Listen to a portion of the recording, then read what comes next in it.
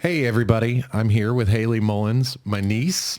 It's good to see you today. Yes, It's you too. fantastic to finally be able to have this conversation. This, I believe, will be our 20th episode. I'm not 100% Ooh, sure. We just recorded number 19 this morning, and provided nothing else comes up, this will be number 20. So I'm really excited. that is exciting. That's a milestone. Hell yeah, it is. I want to get into real quick. Our 19th episode, we had just finished watching the program on Netflix, and without getting too much into it, because it's a documentary you've not seen. It's about troubled teens going into programs and being abused and being brainwashed and stuff like that. And you are a former social worker. That I am. And I've been wanting to have you on the show for a couple of years, even before we did the podcast. Yes. I knew I was going to have you as a guest because of what you chose to do in your schoolwork and finally in your career. Mm-hmm. But things took a left turn recently, and you are now in a new career. What are you doing for a living now? I am an insurance agent now. I work for Bankers Life. Hey, Bankers Life, shout out. So in the insurance game, so do you sell life insurance, health insurance, all of the above? So Bankers is a full retirement company. We sell all kinds of type products. We have products for assisted care, life insurance, health care, specifically Medicare and Medicaid, as well as annuities and investments. Oh, awesome. So really financial stuff. Yes. So anything that you would need, insurance, financials, preparation for end of life care, stuff like that. Yes, all of that. That's awesome. And so what I'd like to do, even though that's not the topic of our topic of our podcast today, I'd like to link your socials and Absolutely. your page. Do you have a website?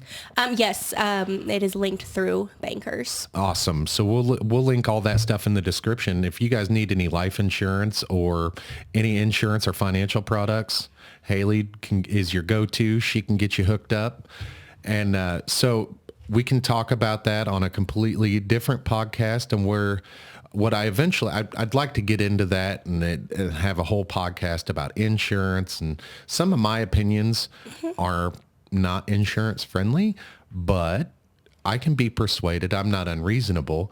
But the topic of the conversation, because of what we recently watched and Ashley and I discussed on the podcast earlier, the abuse and what kids go through. And it really made me want to talk to you about social work and working with kids and how devastating it is to see abused children in bad situations, or good children who have done nothing wrong who get thrown into the system, and ultimately something bad happens to those good kids. Yeah, it's a very difficult topic for a lot of people. It's something that a lot of people also don't understand. As social workers, we're often hated on as we're the ones that take their kids away. Right. I think that it's always going to be that way for the people that have their kids taken away, because they know that they were in the wrong. Right. With the system, I mean, it's hard being a social worker. You have so many things that you have to deal with. There's so many barriers that you have to work through to even do your job correctly. Right. I mean, you have to work with the courts. You have to work with the juvenile office, and children's division specifically, where I worked, doesn't really have a whole lot of say in things. I mean, we can express our opinions, Right. but that's about it. And so what your job was specifically was to help children in bad situations, or be a resource for parents who may not have the best of situations themselves. Yeah, absolutely. I was in investigations for a little over 2 years. So I was the investigator for the child abuse and neglect. And then my final year and a half with them, I was working for foster care and adoption. So I had a caseload of kids. When you decided to get into social work, what prompted you to, when you graduated high school, be like, okay, I want to take on a mountain of student debt and go into the social work field. And even though a lot of your family members, me included, it's like, hey, there's not a whole lot of money in that. You sure you don't, you sure you want to do that? What made you want to get into that? Into social work? The money was never a deciding factor for me. I mean, obviously, the entire world knows that government employees, especially, are not paid well. Right. And for me, it was more of an emotional thing. I'm an empathetic person, and I like to help. Right. I love children. I have one of my own now. And just being that person for those kids that don't really have anybody to go to is something that I looked forward to. Absolutely. I'm kind of like that myself. I'm not any interested in social work at all, but I am interested in helping people, especially kids. I've got a soft spot in my heart for kids.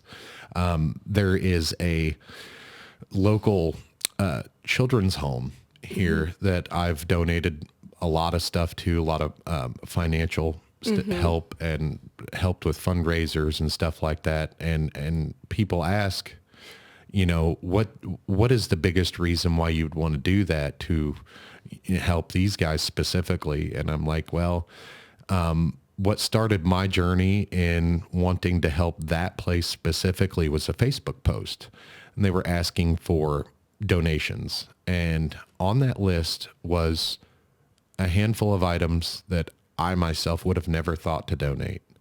And it was sanitary napkins, bras, panties.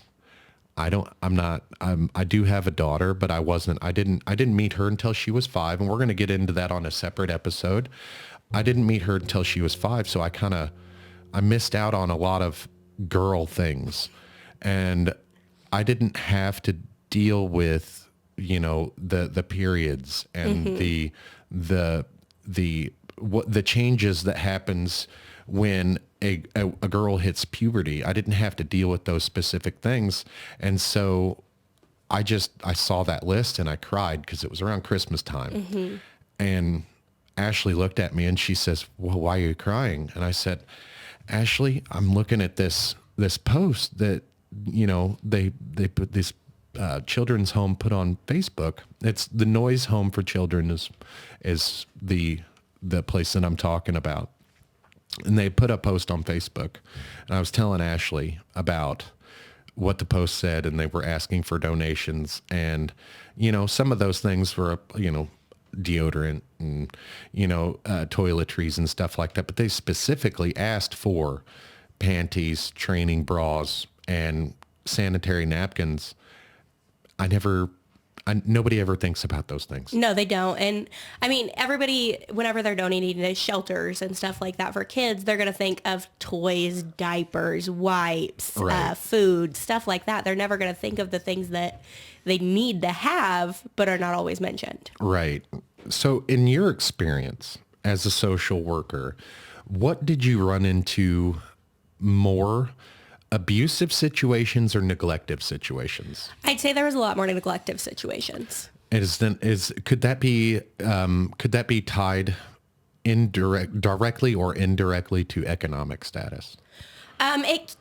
Sometimes I saw people in both classes, high class and lower class, middle class even, in those situations. It just really depends. I mean, people did the type of neglect vary from economic situation? Not really. Really? Yeah.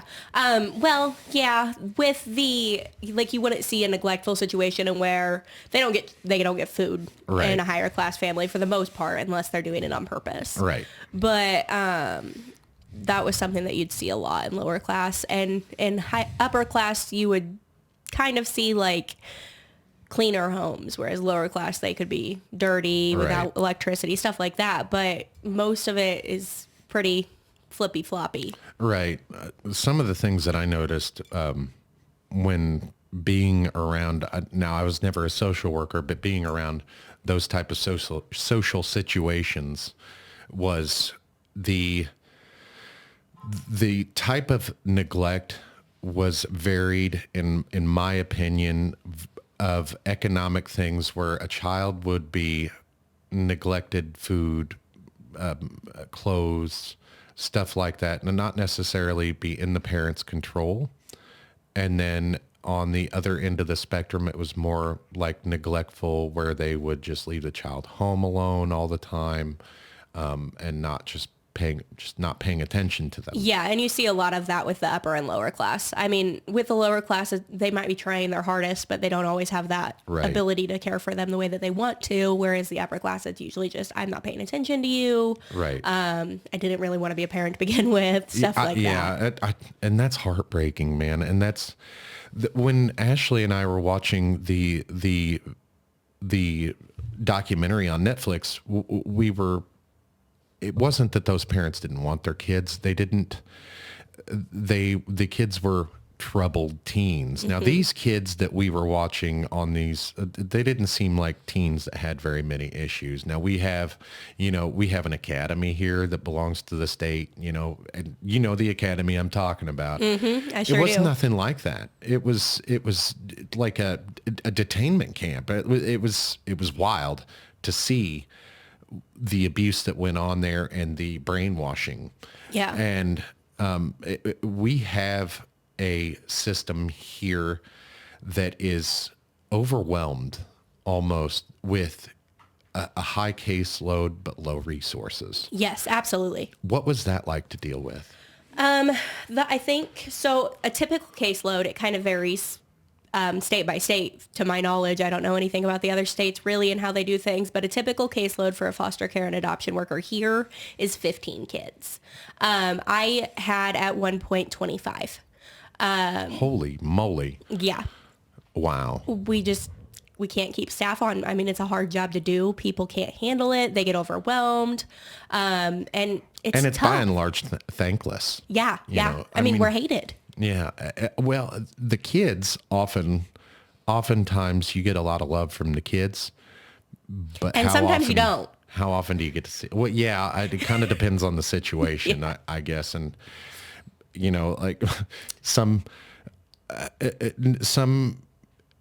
a way to look at it would be in those type of situations, a person doesn't know what they don't know. Exactly. Yeah. So if this life is all they know, they're going to be scared to really have a change in that. Yes. And I will say, I mean, I had kids that it took them a while to adapt to having somebody that they knew loved them and cared for them, and they would act out because they were testing them. Right. Because they were so used to being beat or yelled at. And then having adults around that didn't really understand what they were doing. Mm-hmm. Yeah, that must have been tough to see, to deal with, and to be one of those children.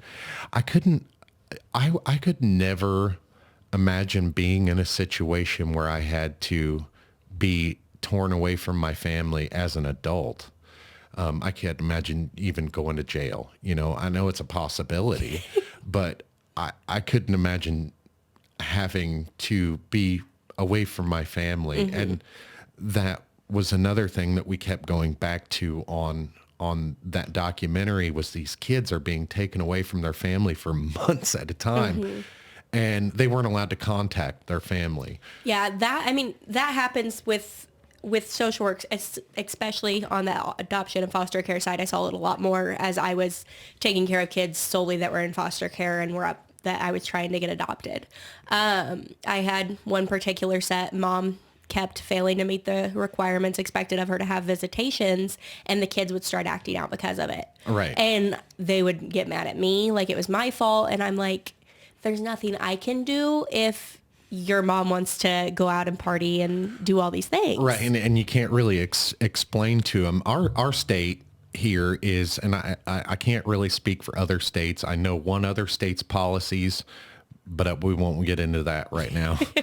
Our state is focused on keeping the family together. Yes. It is 100% family centric. Mm-hmm. And the main last goal result is always reunification. Right. The last resort is to either pull the kids or not, put them into foster care. Yeah. Obviously,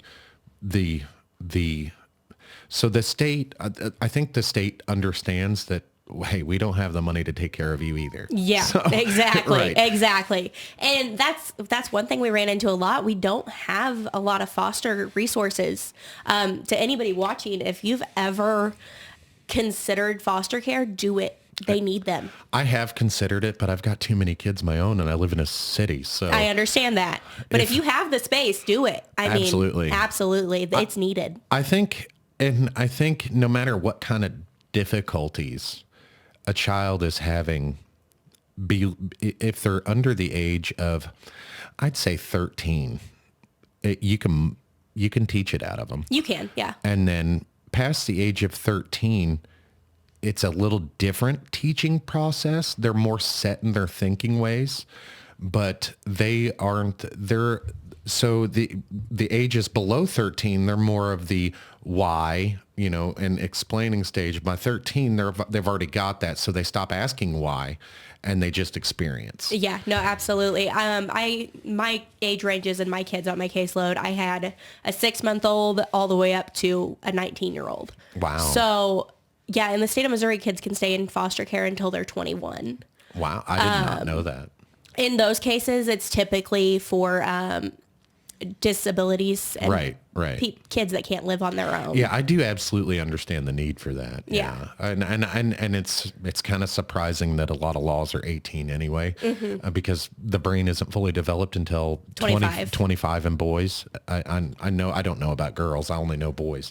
I think it's 25 for us too. Really? But we show it a lot earlier. Right. Girls hit puberty a year or two younger than boys do. Usually between like 11 and 14. Right. And boys usually are like 12 to 15. So, and I was one of those boys that I got my puberty around 12-ish, but I know a lot of boys that didn't hit puberty until they were like 15. And I know quite a few men who, act like they still haven't hit puberty. In their 40s. Right. But I know that the resource issue is a big issue in our state, because there is millions of people in the state, but there's not as many as like California, or New York, Texas, New York. And so those places have more cash for the resources, but not enough people to fill those demanding roles. Here we have enough people, not enough money to pay them. Yes, absolutely. I mean, there's a few resources here in town, and part of my job was helping parents find resources because I worked with the parents as well as the kids. It's Right. not just about the kids at that point, because like I said before, the main goal is reunification. So we want to get the parents to a point that they're able to care for their kids. Right. In terms of resources, I had a dad who was doing very well for himself. I mean, like, he'd been sober for 6 months, like he was working full time. He visited the kids every week, and then he couldn't find a place to live because he had evictions on his records, and there's no shelters in St. Joe for men. Right. There's nowhere in St. Joe that's going to help a man find a place to live. There used to be in the 70s, but not anymore. Yeah, they just don't have those resources for men, and it's unfortunate because he was doing what he needed to do. Right. He just couldn't meet the qualifications of having a home. Right. And some of those issues, finding housing is felonies, non-violent drug offenses. That pisses me off. that is a factor in jobs. That is a factor in housing. That is, it can affect credit in certain situations. That makes me angry that happens, because there's certain, there's certain drugs, in my personal opinion, that shouldn't be illegal. Marijuana is one of those in our state. The good state of Missouri is one of those, one of those states that allows recreational and medicinal, but at the very least medicinal, it does help. It does. Absolutely. It can harm. It can. There's lots of studies out there that prove it can do harm. So it's not a harmless drug, but it's better than the alternative.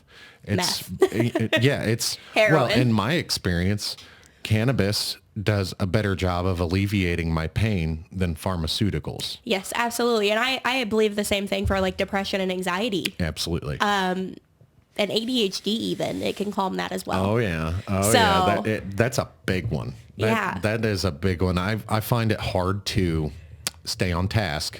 Like, especially in moments like on the podcast, I find it hard to stay on task. And then when I ingest cannabis, whether I'm smoking it or eating it, it takes my attention down to where I can focus. Yes, absolutely. I understand that. That's absolutely. And sometimes I wonder in social work, I wonder if some of the issues that parents and social workers and teachers often have as misdiagnoses. Oh, no, I 100% agree with that. I think that prescriptions are given out too willy-nilly. They just want to Yes. throw them out there. They don't want to try to get to the root of the problem. They Right. don't want to fix it. They just want to make money. Right, absolutely. And that's a large issue. I mean, Well, our Sully's on some expensive medications. yep. When I was a kid, I was on Adderall, and that was like $400 for a 30-day supply with no insurance. I think we bounce. I'm not positive on this. I think we bounce solely back and forth between a medication like Ritalin and then a medication like Adderall. Yeah. And he's had a DNA test called Gene Sight. Yes, I've had kids do that when they were in foster care to try to help. And so we were looking for the medications that would work specifically with his DNA. Yes. And I told the doctor, I was like, look, doc, I'm medication averse. I don't like medications. I think we can solve our issues without medications. However, this child says he's having difficulty focusing in school. Now, I don't agree with public school either in the way it's structured, but Yeah, that's a topic for another episode. right. That's what we've got to deal with. And so that's what he's got to deal with. And that's the world he's living in. And so I leave those decisions between him, his doctor, and his mother. Mm-hmm. And I kind of stay back away from it. My only requirement is he's not on a medication that will change him. I don't want him. I don't want his personality being changed. I don't want him to be happy one moment and then all of a sudden drooling on himself the next. I don't want any of that. But if it helps him focus a few hours during school hours and it wears off during middle of the day, I'm perfectly okay with that if he's okay with that. Yeah. Now the side effects, we have to deal with those as we come, as we come to them. And I also wonder if some of the issues between, when I say in children, is often side effects of medications from things that they were misdiagnosed with. Yeah, I can see that. I mean, I had one kid on my caseload, and he had a lot of diagnoses, and they had to do so much testing. And I think that a part of it was if he got the attention that he needed, it would help. That's a struggle that we struggle with on a daily basis here with Sully, is he demands so much attention. No, it's not abnormal for a kid to want attention all the time. I know I certainly did. Look, I'm here on the internet right now talking to millions of people, so I am perfectly okay with that. It's the appropriate times. Yes. Learn the appropriate times, and we struggle with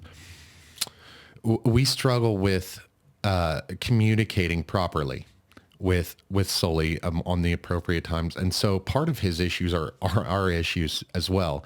But we all understand in the house that, hey, we're not perfect parents. You're not a perfect child. Don't expect us to be perfect. We won't expect you to be perfect. Yeah, and that's a good understanding to have. Absolutely. It's when the parents have those unrealistic expectations of their children that things start to get hard. Right. You got another kids. I mean, kids aren't perfect. They're never going to be perfect. They're always going to make mistakes. Absolutely. I made a shit ton of them. I wonder if that's a lot of the issue too, is for parents, is that they forget what it was like to be children. I think it is, honestly. I think that, I mean, not to speak for everybody, but my parents in general, they would get frustrated with me because I'm a very hyperactive person. I have that ADHD, and they just blatantly ignored me most of the time. Right. And so when they do that, you're going to get needier. Right. Because you're not getting any attention to feed that need for attention. Right. So it's going to continue to rise until it just and bursts. We're struggling with Rocket,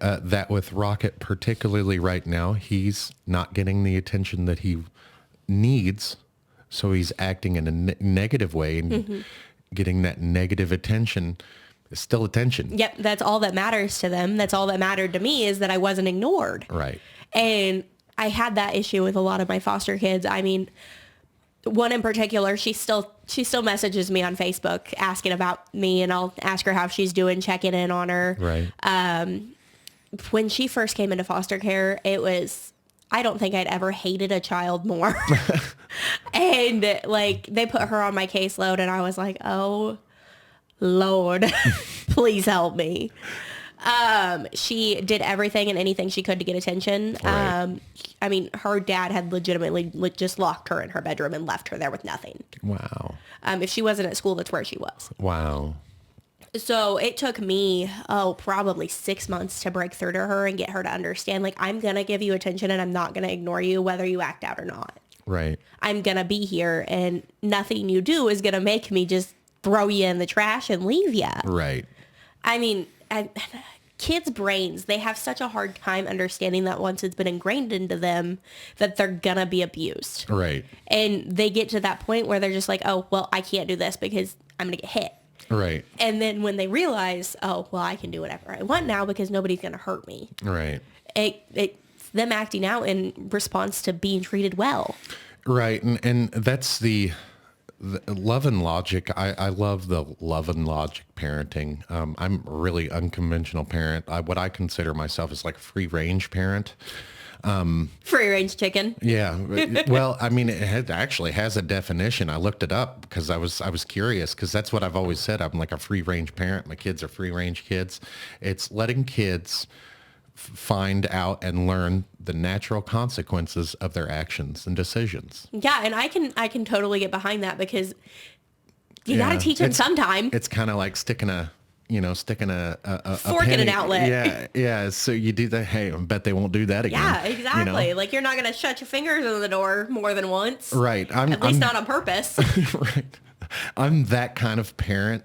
So the love and logic fits right in there. Yes. And the logic part of it is sometimes difficult with kids, especially with different, I don't want to say like different cognitive abilities, different understanding, different levels of understanding, a different education. Yeah, no, absolutely. The logic, just explaining to kids and getting on their level to where they understand, that is difficult in itself, but it's something that we should all do no matter who the kid is. No, absolutely. I 100% agree with that.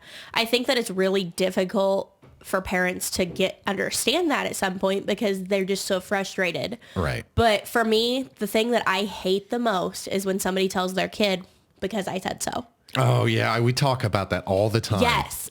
Explain to them why. Yes. Because otherwise they're not going to understand. They're going to get frustrated and they're going to be upset. Right. If you have no reason other than because I said so, why not? Right. Just let them. Yes. If you can't come up with a better reasoning not to, and just do it. If it's hurtful, what you're about to say, just be honest about it. Yeah. Like, you and I have had conversations about your childhood, which make me think of the way I treat my son sometimes. Yeah. And it's different because when we have certain situations where our kids annoy the piss out of us. They always do. We all have that, and it's how we react and how we treat them and how we treat the situation that sets us apart. Yes, absolutely. What I do is, when I'm being irritated, and I'll be honest, sometimes it feels like they're doing it on purpose. They might be. But when I'm being irritated, I'm honest, and I'm like, hey, I need you to stop it because you're annoying me. Mm-hmm. And I'm going to flip out. I explain that. I don't say, hey, quit it. Why? Yeah. Like, go away. Because no I said reasoning. so. Right. Yeah, exactly. Like, just explain it to them, because that will help them understand it to not do it again. Exactly. And not only that, if they do it again after you've explained, then we're going to have a problem. Yeah. Yeah. Once they continue to do it and they know what they're doing is wrong, Right. and you've explained it, it's totally understandable to be upset. But when the only thing you ever give them is because I said so, right, they're not going to understand the difference. They're not adults. Right. And I used to believe in spanking. Mm-hmm. For a long time. And then it was an old Bill Engvall joke got to me one time, and I believe it was on the Blue Collar Comedy Tour. I'm not sure, but it was an old Bill Engvall joke. Anyway, he had said it was. I don't remember the lead up to the joke, but the punchline is, talking to kids and smacking them and saying, "Hey, we don't hit." Yeah, like why? What kind of sense does that make? I agree with that completely. It's like, well, don't cuss, and then every other word out your mouth is shit. Right. Like they're never gonna take that for real, discipline because you do it. And I don't mind when sometimes my kid's got a potty mouth.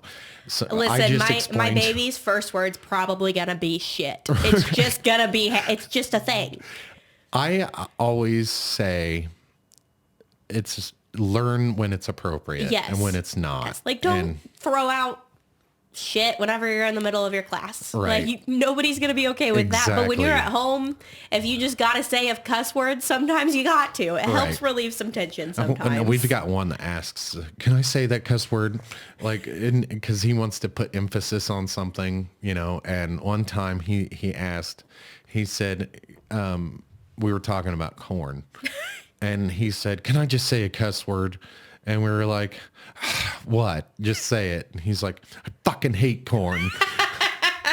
So that's the kind of unconventional parents we are. It's not like, a lot of people would consider us white trash. I mean, and even if we had like money, like if we were rich, we'd be like the white trash millionaires, No, I 100%. I don't think that anybody should ever take life too seriously. Absolutely. Because you know what? At the end of it, we're never going to get out alive. So. Exactly. You got to die sometime. So why choose being a boring old adult that doesn't care about anything? Just enjoy yourself. I use the word fuddy-duddy. Yes, I love that word. I love that word. But I told Ashley a while back, I was like, "You're being a fuddy-duddy." And she's like, "What's that?" I was like, "You're just being old." I call people party poopers. It's like we were going to bed at like 9:00 on a Saturday, which happens because it sometimes happens because we get up at 5:30 in the morning on Saturday to record the podcast. So.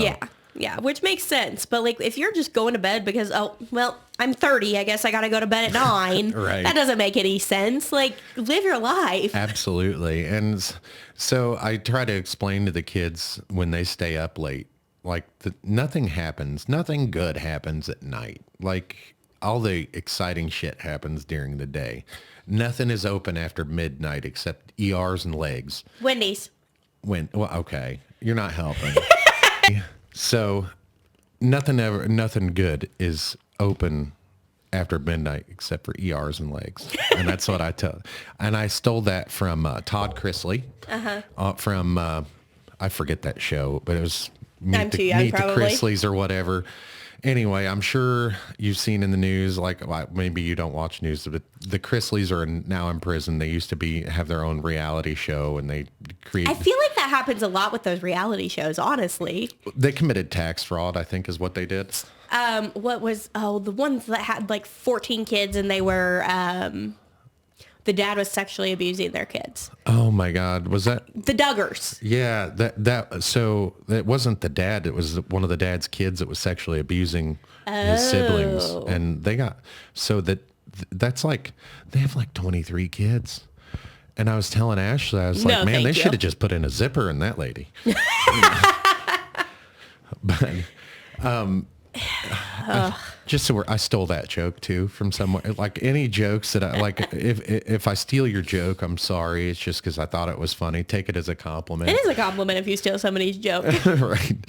I heard something somewhere, don't remember where, thought it was funny, held on to it. Mm-hmm. There's certain places, like I said that Bill Engvall joke. I remember that because it was one of those moments where it was like, that guy's got a point. Like, hey, we don't hit. Like, and I was, I actually, the love and logic part of it, I was explaining that not explaining, but kind of wondering, where is the logic in hitting a kid to teach them not to hit? Because there is none.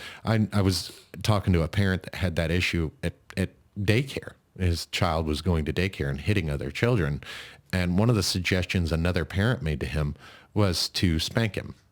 And I'm like, what is that going to teach him? Like at that age, they're really too young to understand what they're being hit for. Yeah. You know, and like there's no positive reinforcement there. There's no negative reinforcement there. You're just hitting them for no, like in their mind, it's for no reason. Absolutely. And to kind of spin off of that a little bit, I mean, as becoming a mom, I have gotten to that point where I'm learning all of these things, and being a mom is a different experience for me. I mean, I helped take care of my siblings when I was younger.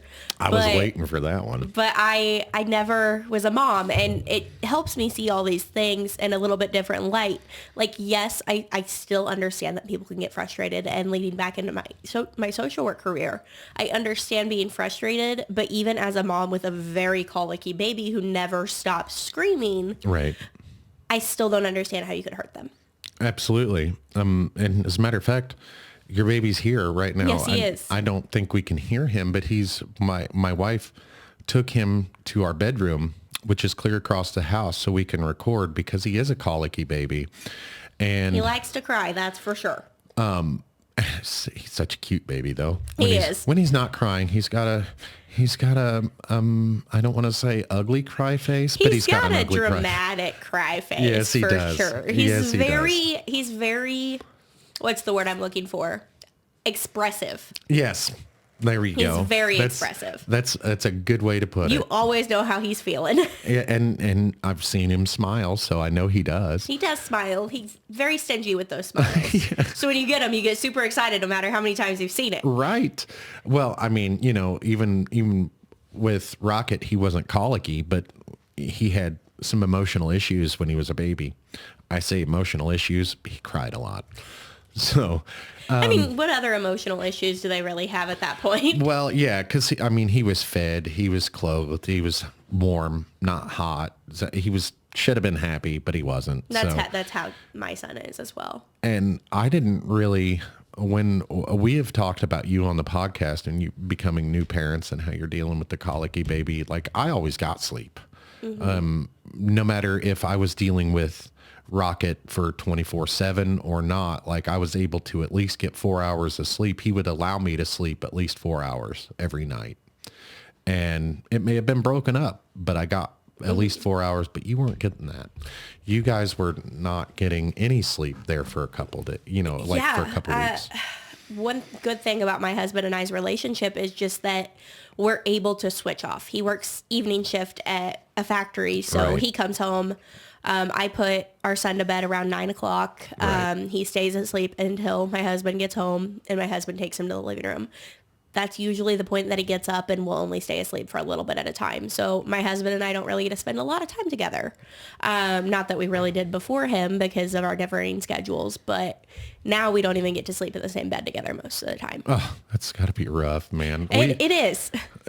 So Ashley worked third shift for a while, I think 2 years when Rocket was a baby. And it was difficult because I was used to sleeping at night, and when I couldn't sleep at night and then I couldn't sleep during the day, I had stuff to do. I had other kids to take care of. Ashley needed the bed. And it was difficult for me to deal with. But then when I was talking to you and Rob and your guys' struggles, it took me a second to really think about, well, man, I really don't know what to say because I never dealt with those kind of issues. I knew you were kind of colicky when you were a baby, but you slept too. So it wasn't like nobody could calm you down. You had your moments where nobody could calm you down. You were sad and crying, but most of the time you were a good kid. Most of the time you were quiet, and I never dealt with that. So I didn't know how to help you other than just reinforce hey, you're not a bad mom. You're not a bad person. Sometimes these things happen. Your baby's not broken. It feels like he is sometimes. Everything's going to be okay. And like one thing, like I think something helpful would be to, when he can communicate with you, things will get a lot better. And I think right now he's just too young to communicate what is making him sad or Yeah. what is making him like, I got a pin in my rib, or something, it'll come. You guys will learn to communicate with each other as time goes on. But until then, it's going to fucking suck. It does. It really does. I think that part of his issue, especially right now, is that he loves to move. Yeah. He's 4 months old. He can't move himself. We got to do it for him. If you're Right. not doing it the way he wants it to be done and where he wants to go, he gets pissed. Right. And you got to do it right then and right there. He's not waiting. Absolutely. So I think that once he starts crawling even, he'll be way better. Oh yeah. I now thinking back just now in this conversation right now, thinking back, Rocket was the same way when he started moving around. He was a lot like he was walking at 9 months. And so he was very mobile.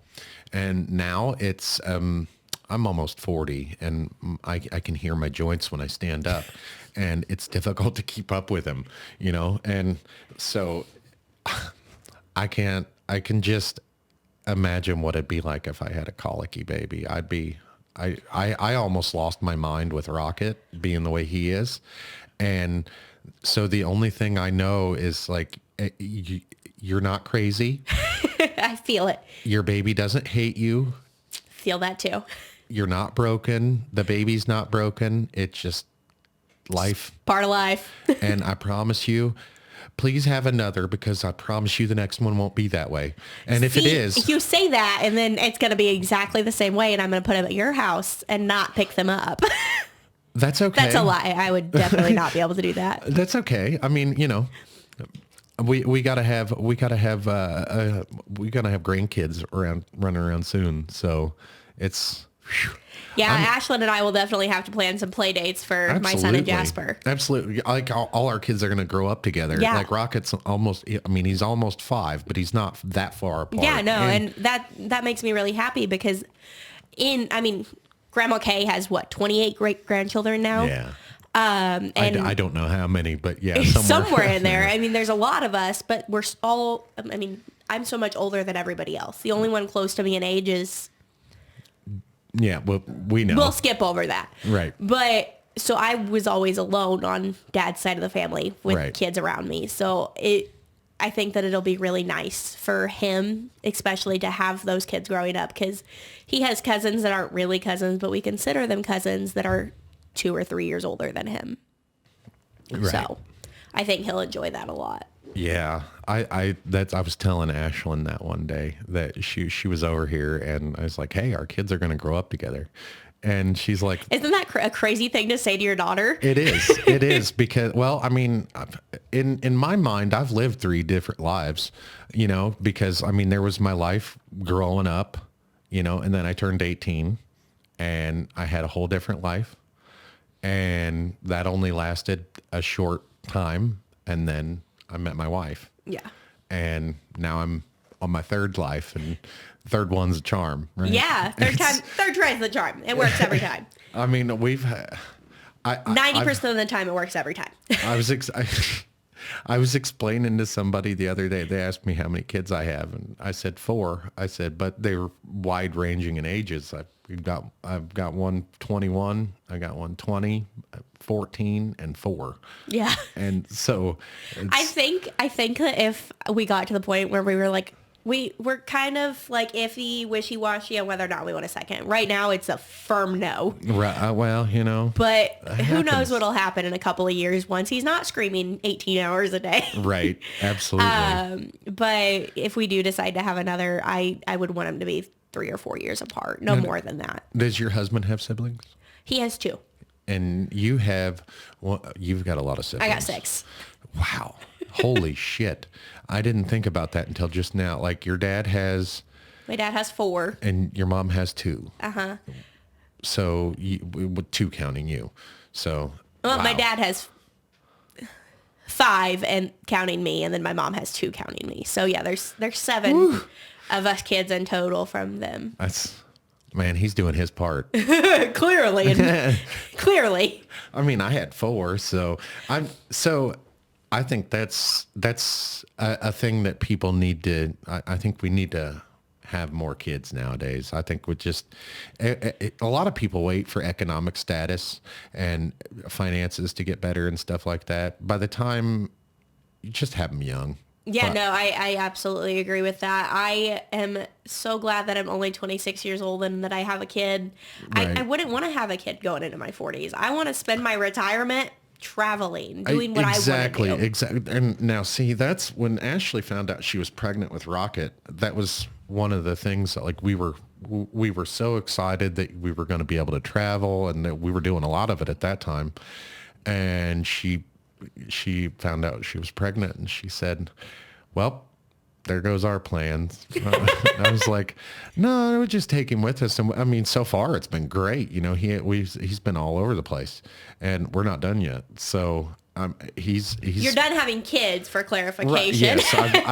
I've gotten the snip. I got my vasectomy done. So, and that's that. You know what? That's it. We can get into that real quick. Hey guys, it's a lot better to have the small, simple snip of the surgery than a full open surgery that they don't even give women pain meds for. Yes, I want to talk about that with maybe like a female doctor or somebody important that knows more than I do about the invasiveness of a tubal. I mean, I can tell you a little bit because I mean, as a woman, that's something that's always been talked about around me. That's a major surgery. It is. They have to cut you open. They have to go in and they have to put you under. A vasectomy, you don't have to have any of that done. No, I was And then they'll awake. send you home with Oxy. Yeah. Well, they didn't. They gave me I think they gave me Lortab. Still better than the ibuprofen that they tell us to take. But I didn't need it. I barely swelled up. Mm-hmm. And that night I was up standing at the sink doing dishes. They told me to take it easy, but do what you can do is fine. Yeah. And so I just living life. I could tell, you know, it a little swollen, but it's not really that big of an issue. Yeah, whereas But my- women with a tubal, I mean, they're going to be laid up for 6 to 8 weeks. Yeah, and they told my wife, because she inquired about it. I'm not sure why, because we had the conversation beforehand that, hey, you know, and the doctors kind of looked at me in amazement when I said what I said about, like, I was like, no, that's not, I didn't even want to talk about that. I'll just get the vasectomy, because she had asked about it because while they were in there, you know, Go ahead, but and they were like, no, we're gonna have to wait for that. And I was like, that's not even an option. Don't do that. Like, I'll get a vasectomy. Like, that's just 15 minutes in a doctor's and office. honestly, give me a high five for that, because that's not a thought that a lot of men have. They're No. usually like, hell no, I'm not doing Your that. dad got a vasectomy too, but I think his is because, man, I keep having all these kids. He's like, God damn it, I don't need a 7th child. Right. I don't even understand. Like, back to the topic of having a lot of kids, I don't understand how people do it anymore. That's why a lot of people don't have as many kids as economic situations and careers. I like the fact to that mom say- and dad have to both work nowadays. You have to. I like to say that we make too much for help, Yeah. and we don't make enough to live. Right. However, back in the day, when I hear the baby, but I don't think they can hear him, so it's good. Yeah, I heard him too. I think we can hear him in here, but I don't think the listeners can hear, even if they can't. Oh well, it's a baby. You've probably heard it at some point or another. Right. I forgot what I was saying. I don't know. I have no idea what you were saying. Well, let's get back to the social work thing, because I wanted to kind of that documentary just blew my mind about troubled teens and stuff. Like, what kind of did you have more situations with older kids or younger kids? Or was there a mixture of both? I think that there was a mixture of both. Like I said, I had kids ranging from 6 months to 19. It just, the kind of abuse and neglect tends to vary with their age, though. Right. So with the older children, was it more physical or? Typically, yes. If it was neglect, it was like, I I don't want to take you to the doctor. Right. Stuff like that. It wasn't like I left you sitting in a diaper for 6 hours and let you get chemical burns. Oh boy, I've seen that actually. That sucks. Yeah, it's Type of abuse ranges is different with the ages, and the physical stuff is more with the older ones, and the more of the feeding and clothing and stuff is for the most part. Yes, I mean I did see abuse cases in infants, especially. God, that's got to be rough. That was the hardest part for me, is because especially becoming a mom. Like I said before, I can relate to it and I can understand why you're so frustrated, but I still can't understand hurting them. I mean, they're helpless. Right. And especially when they have, those boxes at the firehouse, the safe haven boxes. The safe haven boxes. And not only that, if you went anywhere, especially like the police station, and said, I'm about to lose my fucking mind. Somebody come out here and help me with this kid, please. Yeah, they're going to help you. They're not going to let you just kill your kid. And not only that, the first thing they're going to think about is helping that baby or helping the kid. And the first thing they should think about, if they're not, one of those people that is just doing it for a job and doesn't care. So what led you to change your career? Oh boy, that's a loaded question. I mean, there's a lot of things, and I don't think people realize how much there is in children's division in politics. Like I said before, we have no power. Right. And so for me, the hardest part was not being able to do anything. Seeing a situation that I knew was not good for them, and then the courts were like, bureaucracy. So your issue was the red tape and bureaucracy. Part of it, yeah. Not necessarily that you were powerless, but when the power that you had was limited. Yes. And honestly, it felt like I was powerless. Right. And some situations were hopeless. Yes, absolutely. It was just to a point where, especially because I was pregnant when I made the decision to leave, I knew that if I had my son at home and I saw somebody do some of the things that I had seen, I might lose it. I can't be empathetic towards that anymore. Therefore, I'm no longer good at my job. Wow. That's deep. For you to understand that and be like, I've got to step out because I'm not going to be effective. Yeah, absolutely. And I think that's part of where the hatred for social workers comes. Complacency and the people that no longer care about their kids. Yeah.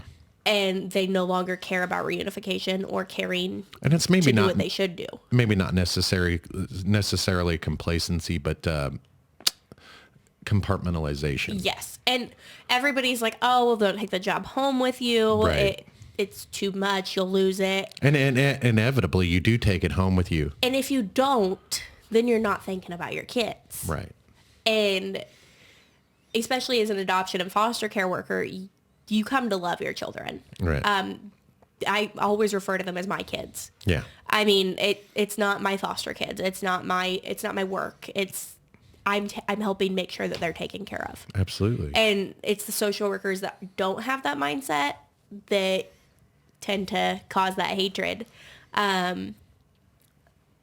Once I got to that point where I knew that I couldn't be empathetic towards the parents anymore, I think that's where a lot of social workers fail. I think that they're all about the kids when the parents matter too. And that is so awesome that you recognize that, especially being a parent, not with my children, but I've been a part of the system with stepkids. Yeah, absolutely. My stepchildren were a part of the system for a while. And my ex-stepkids, I don't have any stepkids now, but I think that that's another thing that people don't realize is that it's so important to care for the parents too, because they've been through that cycle, and the cycle of abuse is where it is the hardest thing to break. Yeah, especially when you don't know that there is a cycle. Yes. And when you're when you're the perpetrator of the cycle and you don't understand that you are in a cycle, it's hard to break it. It's just really hard to break it. It's really hard to identify what in the hell happened to you to make you Yeah, do these things when absolutely. you were younger or when you're older, and like cause and effect decision making.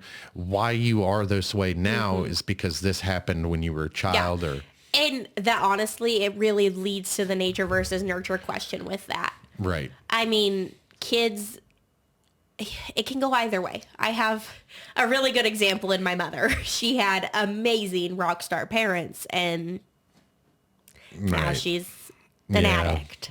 Yeah. And So, it's not necessarily, I say that all the time. Doesn't matter as parents what we do. Our kids, once they get to a certain age, they're on their own. yeah, They're going to make their own decisions. There's nothing we can do. It's all like, you can do is try to shape them while they're younger. right. And you said nature versus nurture.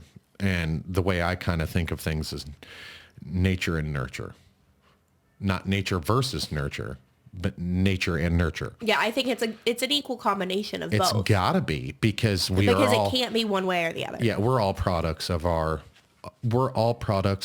environment. Yes. That's no more, no less. And then on top of that, we also form Our own opinions. our own opinions and decisions based on where we were before and the experiences that, I mean, otherwise, what do we have else? What else do we have to draw on? Yeah. And so that's like nature versus nurture it's essentially the same thing. It really is.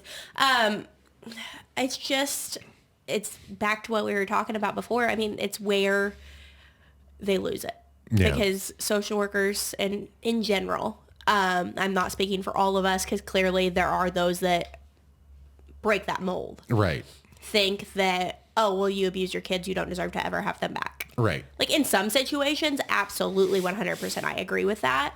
But there's also those situations where they just lost control of themselves and it was done to them, so they're going to do it to their kids. Absolutely. Yeah. Yeah. So a lot of parents struggle with that, and a lot of their issues come from being abused themselves. Yeah. So if you can help those parents to understand that and to break the cycle of abuse, the world's going to be a better place. Absolutely. I agree. I absolutely agree. So when you decided to change your career, in my opinion, now I don't know what your thought process was, and as we're family, so, and not everybody that I'm talked to on the show is going to be family, but it was very sudden that you decided to change your career. In my opinion, when I found out, I was like, wow, you what? And so you had mentioned when you became a mom or when you became pregnant, you knew, is that when you started being like, I think it's time for a career change because I'm starting to lose myself? Or I think that had been happening a little bit before I got pregnant. I think that part of it was also, like I said before, that bureaucracy thing. Yeah. I felt powerless and I wanted to do things and I couldn't. Like Right. Part of the largest issue that Missouri in general is having right now is that there's that lack of foster homes that I talked about before. Yeah. I constantly had my teenage kids sleeping in the office because nobody would take them. Yeah, I do remember a specific day that you had come over, and then you said you had to go because you had to go back to the office Yeah. because a child was sleeping there. Yeah, and then the employees get burnt out of that, and then they stop caring. Yeah. And so it was probably about... You almost have to detach yourself emotionally once you get to a certain point, and you wanted to stop that from happening. Yes, exactly. I think that is part of why it's such a high turnover rate, because those of us that realize that we're becoming emotionally detached know that we're no longer going to be good at our job. Right. But that's also the bad thing, because you're not going to have good social workers anymore. Right. Absolutely. So it's a lose-lose situation on that side of things. So let me ask you, when you went to school, did you go to criminal justice? Did you get your criminal justice degree? No, my degree is in human services, Okay. which is largely focused on psychology. It's very similar to psychology. Have you ever thought about law enforcement? I have. I'm pretty little. Well, that's okay, because you don't need to be a certain size to be a detective. Very true. And I mean, children aren't very big either. And, your heart is with children. Yeah, it is. And you can absolutely help in other ways. And yeah. I know that there's cyber crimes. There's all kinds of different things that you can get into to help that's not social work. I mean, you're going to see some devastating shit. Yeah, and that's another reason why I kind of like stopped that train of thought whenever I started to look into it, is because for me, I am such an empathetic person that seeing those things on a day-to-day basis was breaking my soul. Yeah. I like to say I lost my sunshine. I'm a very happy-go-lucky person. I try to look on the positive side of things. Right. And I started to lose that with all the stuff that I was seeing. You know what? Now that I think back on it, talking to you on the phone and having you over during those times, I can absolutely see that. It got too hard to be myself. Yeah. And I don't want to change. I enjoy the person that I am. I worked very hard to become the person you are too. I worked very hard to become the person that I am. Absolutely. And I'm very proud of you, by the way. Don't make me cry. You are very young and you own your own home. You own your cars. You know, you're not completely debt free, but no, not even close with my student loans. But you've got a great head on your shoulders, and you are so much farther ahead in life than I was. I mean, you're farther ahead in life right now than I am now. And I take great pride in that. Hey, you're a fucking rock star, kiddo. Thank you. You are doing amazing. And when you have bad days, we all have them. You know, you called me one time. You said, Uncle Dickie, I think I'm losing my fucking mind. And I said, hey, we all get that way. You know, none of us are perfect. You know, and I'm so glad that you went the direction that you went with social work and education and stuff, and you got to see that, because without those experiences and seeing that stuff, you would have been a completely different person. Now that you've seen those things, you're going to be a completely different mom to your baby.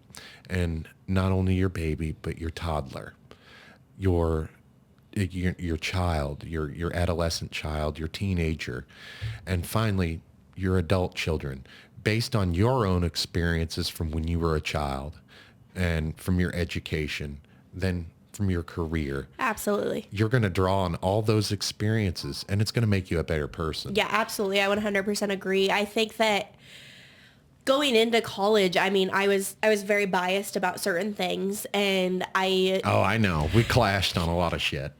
And I think that my education has allowed me to grow and not only be a little bit more open to other opinions, but also to be able to educate people on the opinions that I still have. Right. Because I know more of what I'm talking about. Absolutely. Like I always did my own little research, but now that I've had that education, I know the statistics of it. And I think that it helps me in a lot of ways. And even though I'm not going to use my degree anymore. You never know. Never say never. I mean, there's all kinds of things that you could use your degree for. I mean, you don't have to necessarily work with kids either. No, I don't know. I kind of want, as I've become a mom and as I've begun to lose that sunshine, I kind of want to step away from that field, at least for several years, because I need to work on myself and getting that back. One of the careers that could go to, like, it's education. You could go into education. Mm-hmm. I'd find that annoying myself. I think I'd make a great teacher because I love kids, but at the same time, I think I'd be a terrible teacher because I hate school. You know what I mean? I could not do it. Being a teacher is even more thankless than social work. Oh, yeah. At least your foster parents thank you when you're in social work. Nobody thanks you as a teacher. That's true. Well, I don't know. Every now and then you get a kid. I think our teachers, even the teachers that I don't think are very good at their jobs, like we've run into our fair share of teachers that are not necessarily started out as bad teachers, or I can't even say they're bad teachers. I think they're just complacent. I think it's kind of the same in social work, is that they've been there for so long, they just get that I don't care anymore attitude. Yeah, although all the teachers that I've met that are like that have that glazed over look, like, yeah, I don't even give a shit that you're here right now. Yeah, like just get the day over with. I'm going home. Exactly. And most of the people are middle-aged people like myself. You could tell they just been there way too long. Yeah. So Yeah. I applaud all of our teachers, but know that I could not do it. I think if it wasn't for the money, I could do it. Like they make even less than I did as a social worker. What really sucks about their paychecks is it's spread out over 12 months. If you didn't know that, I think there is an option in some places, but like I know a person where it wasn't an option. They had to spread it out over 12 months regardless of, and they were only being paid like $500 a month. And I was like, and they were a paraeducator. No, so, paras don't make a whole lot. And I was like, man, you can be a para. I don't think you have to have more than an associate's to be a para. I'm not sure that they had this person. I'm not sure this particular person had any education at all. They might not need to. I don't think it kind of probably depends on the requirements of the job. Mm-hmm. Like yeah. I think special education paraeducators, I'm not sure that they have to have any education, just simply for the fact they're basically helpers. Yeah. So no offense. We're grateful for you. Yes, absolutely. I know lots of paras because Little Rocket's in school, and some of his best friends are paras. So, and they're very helpful. We love them, all of them, and I mean that's a real thankless job in itself. So. Yes, absolutely. But I wanted to talk to you about the social work and the career change, what led to that, and I wanted to talk about, man, I can't believe there are people out there that hurt kids, man. I still can't. And I did it for 4 years and I still can't. I was one of those kids that if people didn't if people didn't know the people that I lived with would say I was abused. And I don't feel I was abused. I went through abusive situations, but as far as I'm concerned, my people didn't know any better. Yeah. So, but my siblings went through abuse. And I saw that, and it's difficult to see, think, or the sexual abuse is mind blowing. That somebody would want to take the innocence from a child, boy, girl, it doesn't matter. Yeah. I really, the older I get, the more sentimental I get, and children are my soft spot. I don't know. Children for me should not be messed with. Yeah. Let them be children. Absolutely. As we said before, let them make mistakes. Let them enjoy their life. Don't make them grow up too quickly. But you don't make them grow up too quickly, but let them understand that they do need to grow up. Yes. Yes. I've got a lot of issues with myself, with my boys. I tell them, look, we only got a certain amount of time left, and I was like that with Caleb. He's 20 now, and when he was 13, 14, it's like you've only got 4 or 5 years before you're an adult. You've got to clean up. You've got to put childish things away. And as we said before, you can have fun and live life as an adult. Oh yeah. I mean, hell, my biggest accomplishment other than my son at this point is my library. I have nearly 500 books in my house, and wow, yeah, that's impressive. That was something that I told myself as a kid I always wanted. You can do those things. Yeah. You can go to Disney World as an adult without children. Absolutely. You can go to the beach and have fun and build sandcastles. I don't think that's weird either. I think I don't either. I went to Disney World and I actually thought it sucked, but I cried because it was Disney World. And having those emotions as an adult, especially an adult male, I'm a big old macho guy, and I'm a tough guy anyway, but I'm a softie. Yes, you are. I love, and when I go out to places, I don't get emotional sometimes, and especially when, like Disney World, I always wanted to go there. It was one of those things, you got to go to Disney World, and you're not... it was, for me, it was an unattainable dream. Yes. Because same. it was for rich people, and I'm not rich, nor I'm not rich now. I certainly wasn't rich when we went. I'm better off financially now than I was when we went. And it was one of those experiences. I'm glad I went. I don't think I'll ever be back. And if I I will. do, it's not going to be during the summer. That's for Oh damn no, sure. definitely don't go in the summer. I went in August and it was was it? I think it was July. We went the beginning. Oh my God, it was hot. We went the beginning of June. It was like the sun was like right here. Yeah. And a little quick tip, never go to all 5 parks in one day. Never. I walked 16 miles that day. When we were watching, like doing research, getting ready to go, they said you could visit the park, Disney parks, Disney World specifically, every day for 365 days and still not experience everything. Oh no, 100%. I agree with that. And so, yeah. We spent one day, we only went for like 4 or 5 days. We spent one day at Disney, one day at Universal, one day at the beach, and then the other 2 days were travel days. So there's no way in hell I experienced all of it. So I definitely got to go back. My favorite place in Orlando is Universal Studios. Oh, 100% love Universal. I'm a huge Harry Potter fan. We just did an episode the other day. I think it was like episode 17 where we talk about behind. we talk about, oh, that's perfectly okay. We talk about our different travels, adventures, misadventures. And Oh God, I got some misadventures for you. I can give those to you at any time. Well, I'd like to have you on again, and we can talk about insurance. That's one of those things that nobody thinks about until they need it. It really is, and that's one of the biggest things that I preach as I've started this career is when you need it, you can't get it. Absolutely. Like if you get diagnosed with cancer, you're going to need that insurance. Absolutely. But you can't get the coverage for it because you've been diagnosed. And see, when I was growing up, there was no such thing as cancer coverage. Yeah. Or, it was all major medical or not. Mm-hmm.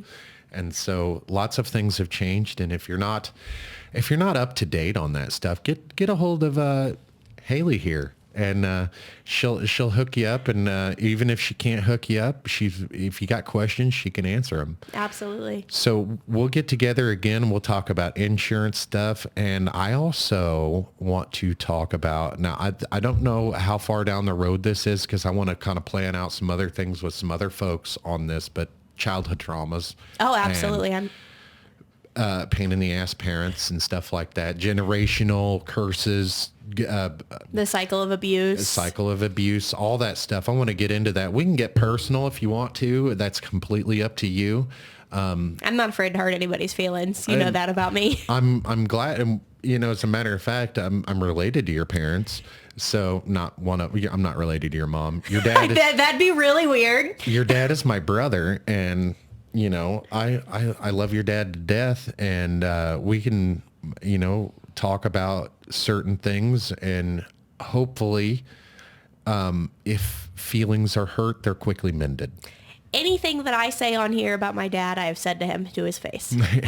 So I can certainly appreciate that. And I don't want to be put in a awkward spot, but I'm not afraid of it either. Mm-hmm. So I don't want to shy away from topics. I don't want to obviously don't want to do any scripting. So, God knows how all over the place this has been. Hey, but it's been fun. Yes. And I absolutely want to do it again. And with that, Hailie, it's been great talking to you, and we will be back on again. Not sure when, probably a month or two. We'll probably give it a month or two, and we'll have you on for the insurance. Sounds good. We'll talk about that. We'll talk about life insurance, health insurance, all that stuff. Until then, see ya.